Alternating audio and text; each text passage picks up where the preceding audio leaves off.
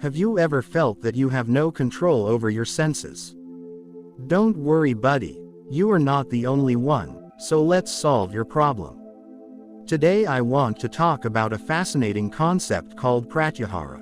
Now, I know it might sound like a complicated term, but trust me, it's not as intimidating as it seems. Pratyahara is actually a Sanskrit word that translates to withdrawal of the senses. So, imagine this: you're sitting in a crowded room, with people talking, music playing, and phones buzzing. Your senses are bombarded with all these external stimuli. Well, Pratyahara teaches us how to detach ourselves from these distractions and turn our focus inwards.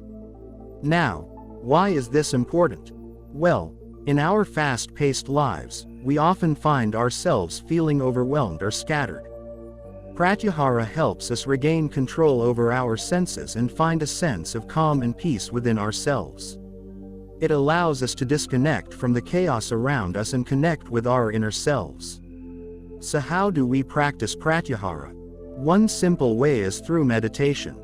By sitting in a quiet space, closing your eyes, and focusing on your breath, you can start to withdraw your senses from the external world.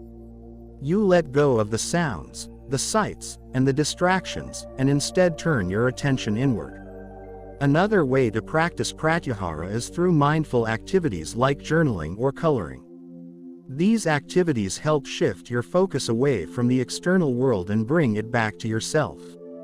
It's all about creating that space for self-reflection and self-discovery. By practicing pratyahara regularly, you'll notice a positive shift in your ability to concentrate, reduce stress levels, and enhance your overall well-being. It's like giving yourself a mental reset button. So there you have it, pratyahara in a nutshell. It's all about withdrawing your senses from the external world and finding that inner peace within yourself. Remember, it's not about completely shutting out the world, but rather finding that balance between being present and turning inward. I hope this video helped you understand pratyahara a little better.